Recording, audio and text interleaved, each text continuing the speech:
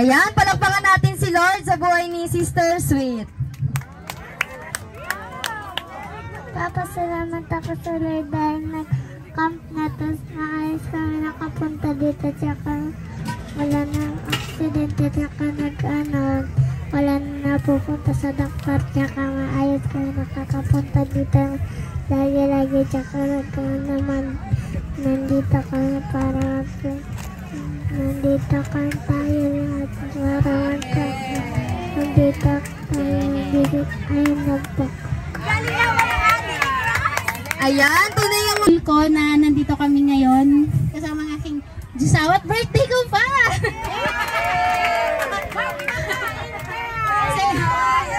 Second camp na palaging natatimingan na birthday ko. Nagpapasalamat ako kay Lord sa bagong additional na edad. Nagpapasalamat ako na sobrang grateful namin kay Lord na sa blessing, hindi lang sa financial, kundi sa mental health. Maraming salamat kay Lord. And nagpapasalamat din ako sa buhay ng mga kananayan na palagi kong nakakausap, sa mga kananayan na palaging kasama kong nagpipray every night. Yon.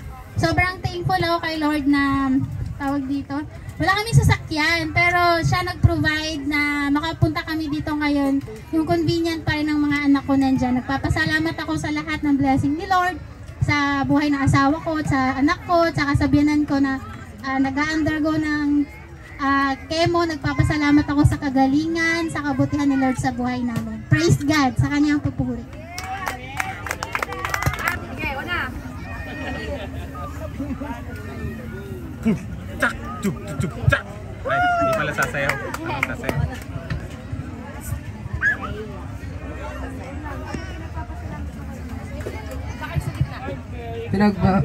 Pinagpapasalamat ko po yung yung paglibre po sa amin ni Coach dito. Tas sisingilin ko kayo. tas nakapunta po kami dito ng maayos din lang po. Nagpapasalamat po ako kay Coach tsaka po kay Lord kasi po first time ko po makapunta dito sa Batangas and nakarating po kami ng safe. Papasalamat din po kami kay Lord pati po kay Coach Adamas na nakapunta din po kami. Ayan. Hallelujah! Praise God! Gusto ko munang makita rito si Jess at si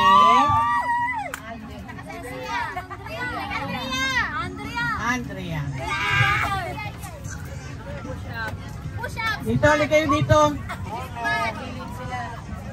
Nakikita namin itong mga bata ito na hindi mawala. Kasi mula maliit pa sila, nandito na sila eh. Parang ganyan, nandito na sila. Tapos all the way, hindi ko lang alam kung bakit. Mabaho ba hinig ako? Mabaho ba kilikili ko? At bigla silang nagkawalaan. Best na tong award yan. O kaya ay na-inlove sila? Eh, madali lang naman kung in-love, okay lang yung in-love, provided. Provided lang yun. O ano pa, ano ang problema? Diba? So, si Lord lang. Lahat ng problema natin, may solusyon ay si Lord. Okay? So, natuwa ako kay Lord kasi hindi po sa akin ang pera. Sa Panginoon po yan, binibigyan ako ni Lord para makapag-minister ako. Kasi mahirap po mag-minister kung walang pera. Hello? Naintindihan niyo yun? Okay? So, itong mga batang ito na sinasabi natin, sinagot nila yung camp. Kasi katulad ni Ira, actually hindi ko yun sinagot kasi pinagtrabaho ko, ginawa ko siyang alipin. Ha? Ha? Alipin sa gigilid. O sige, alam ko hindi ka naglilinis sa bahay nyo. Linisin mo yung bahay ko. Ang kapalit ay camp. Sumusunod. Nakinig. Nag-say ang sa utos, nakinig ng utos ng nanay. Opo, mamaya po. Pero natapos na yung mamaya, hindi pa rin. Diba? Sinong batang ganon?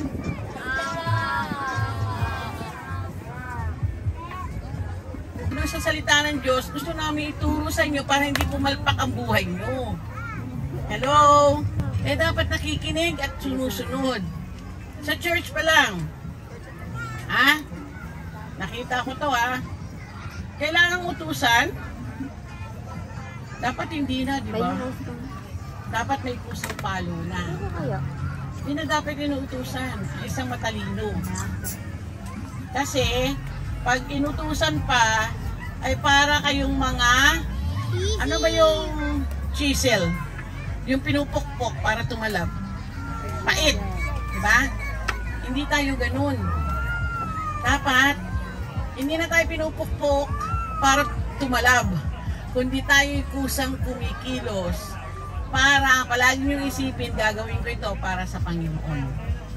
Sa mga susunod na panahon, magiging nanay din kayo, magiging tatay din kayo. How would you feel kung kayong ngayon na, yung ginawa nyo, gagawin din ng anak nyo sa inyo? Kung hindi pa kayo believer, bugbog sarado na yung mga anak nyo kasi hindi sumusunod eh. Pero dahil believer na kayo, dapat ang gagawin nyo, magturo din ng itinuro sa inyo. At ipapamuhay. Okay? What is the purpose of your religion? Kung ang mga bagay na tinuturo sa bahay-sambahan na hindi nyo sinusunod. Walang silbi ang relihiyon. Ang relihiyon ay nagtuturo ng mabuti. Regardless kung anong klaseng relihiyon ka, Katoliko ka, born again ka, Sabadista ka, Muslim ka, whatever, nagtuturo yan ng mabuti.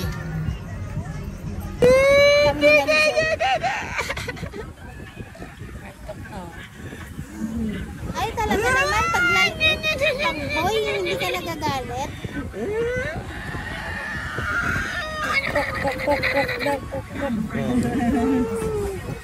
Wala ka dyan, hulog kita. Si Jesus ang hari at Panginoon ng aming buhay. Sa Antipolo, sa Binangonan,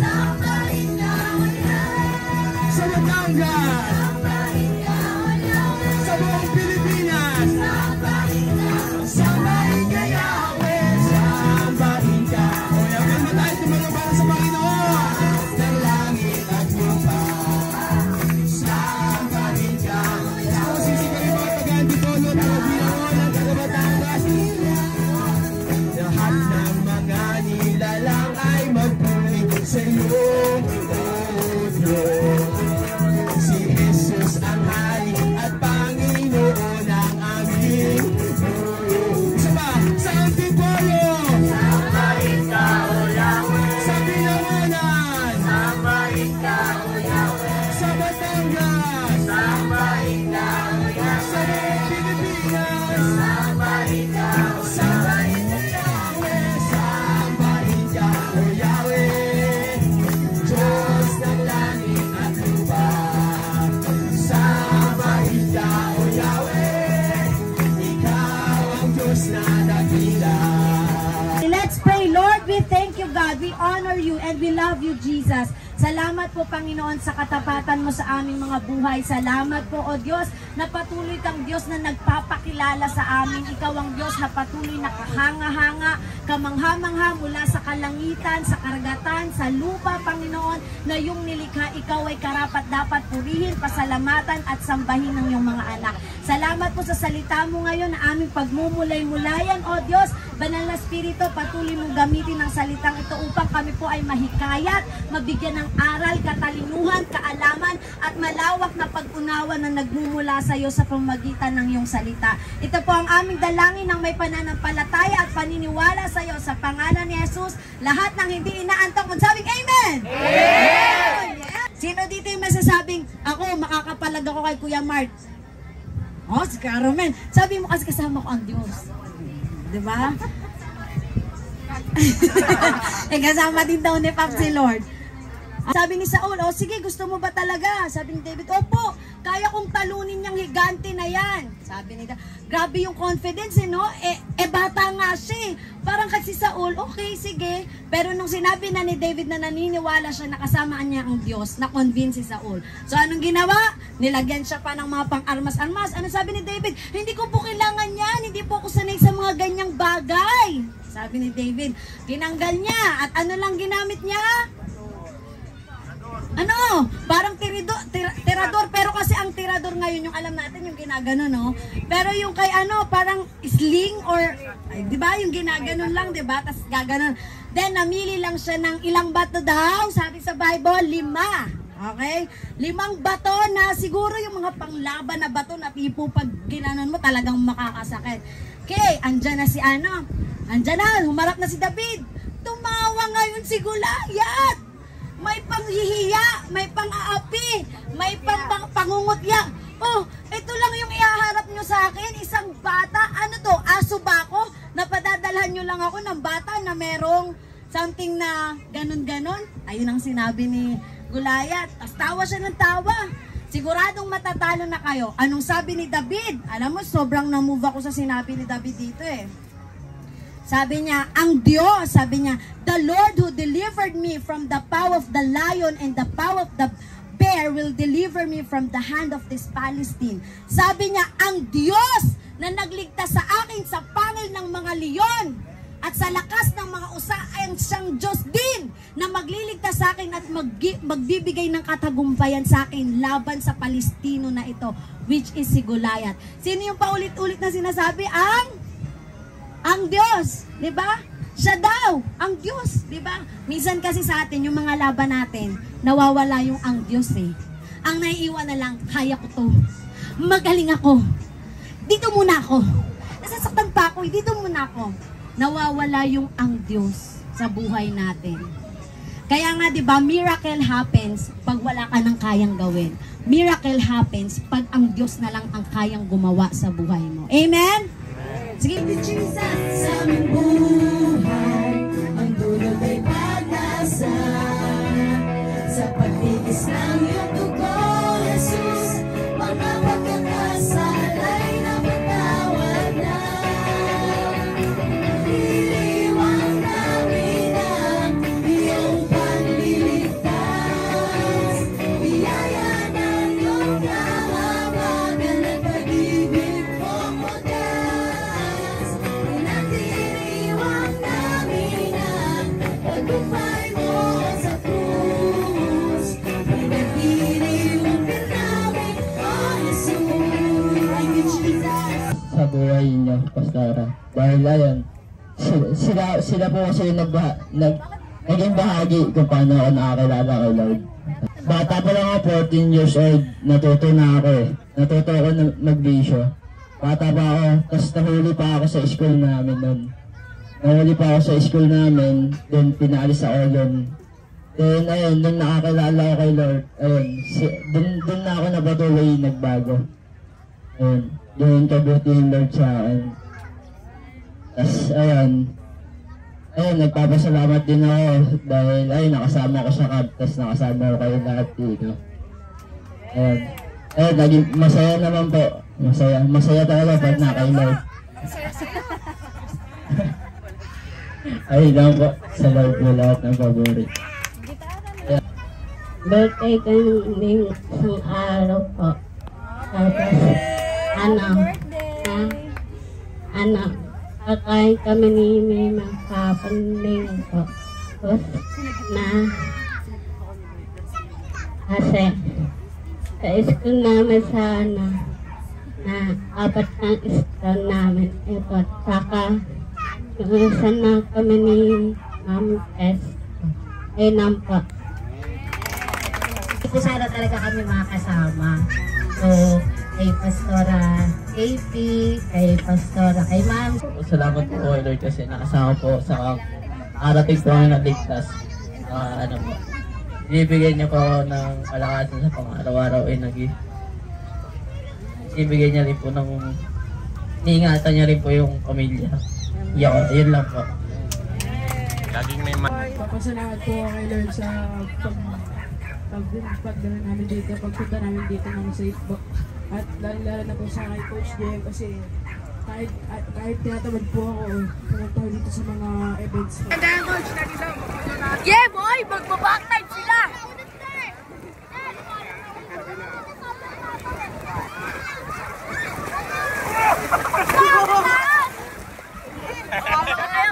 Dalawa sa atin! Magkama ko lang.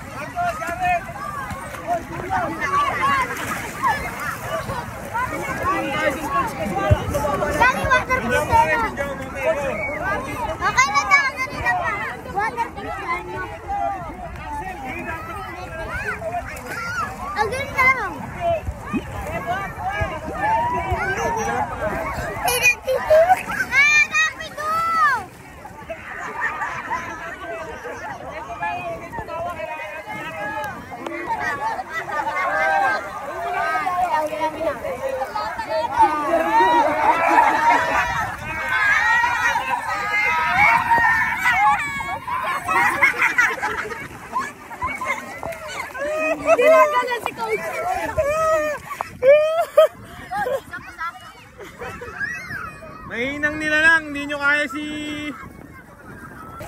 Oh, pindin mo na. Kailangan ano kayo, tatapon natin sa malayo ha. Uy, apak, sa kamay mo. Sa kamay.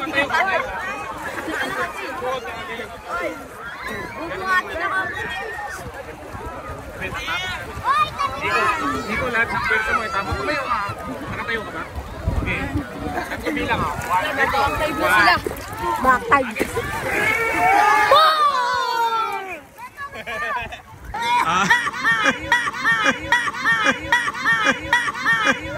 Pasintabi lang po sa mga kumakain, yung Viva Hot Babes po, kukuhanan lang natin ng konting hype video. Okay, so yung ano, nakalubog kayo, tas ahon kayo sabay-sabay. Tapos, may ano kayo, pag-aayos ng buhok, tas ganyan, malalakad lang kayo dire-diretso. Okay. Alis kayo dyan. Ang temang ito ay para sa, ano, kailangan ng patnubay ng magulang. Okay, dikit-dikit kayo. Yan. Yan, ganyan ta. Yan, okay. Alis kayo dyan, ate. Okay, lubog kayo, tapos ayos ng hair, tapos lakad lang, walang tatawa, seryoso, fierce. Okay, walang tatawa, kailangan pag ganun. Ayan, okay. Okay, direct, okay. Inulit ko, pasintabi po sa mga kumakain. Ready, set, go, lubog, go. Yan, o, ahon, lakad, ayos ng buhok. Yan, lakad, dire-diretso lang. Dire-diretso lang. Yan. Okay, dire-diretso lang. Yan. Tapos uwi na kayo. Uwi na.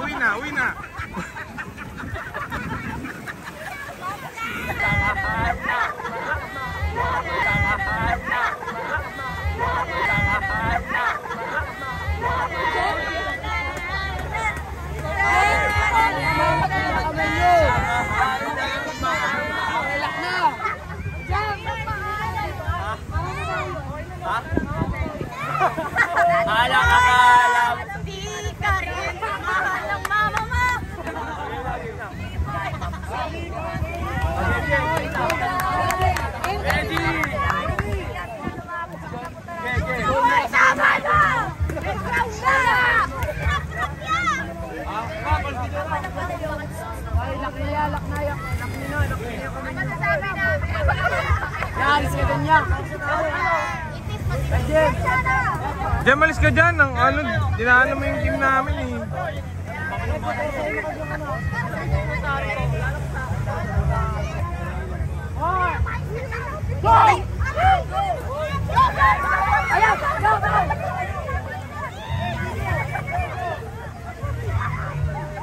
Dali, lakas!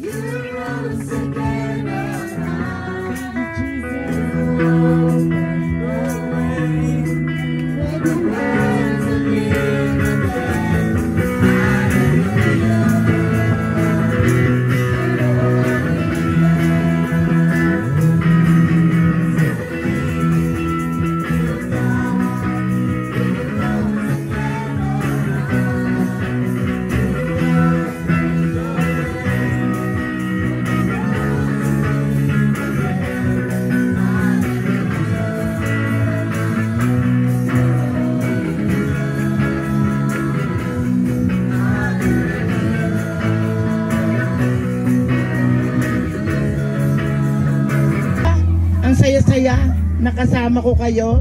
Nagkaroon ako ng panibagong kaibigan, kakilala, di ba?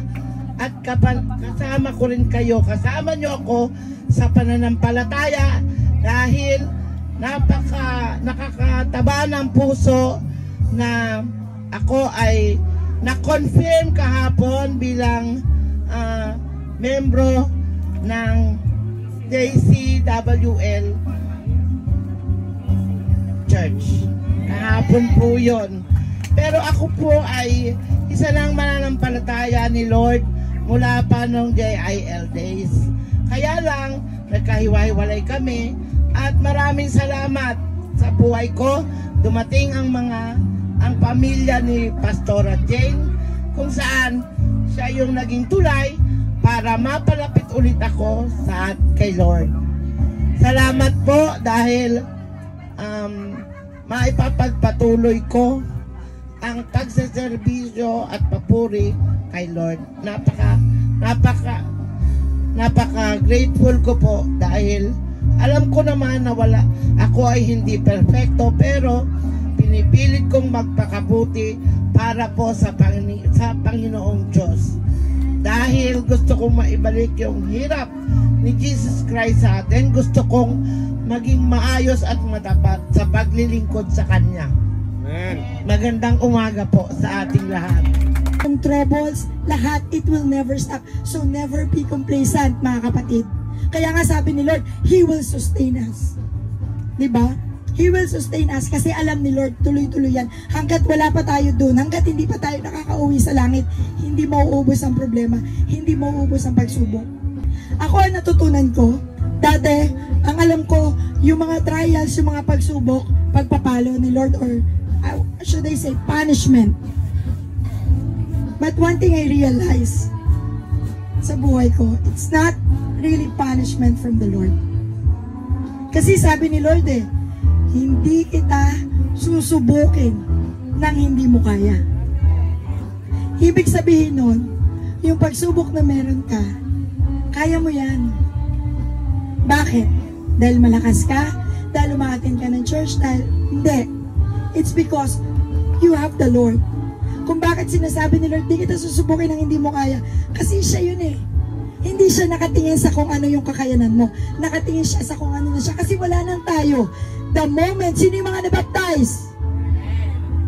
The moment you receive, o yung mga nabaptize, o tayo, the moment you receive the Lord, it is no longer you who lives.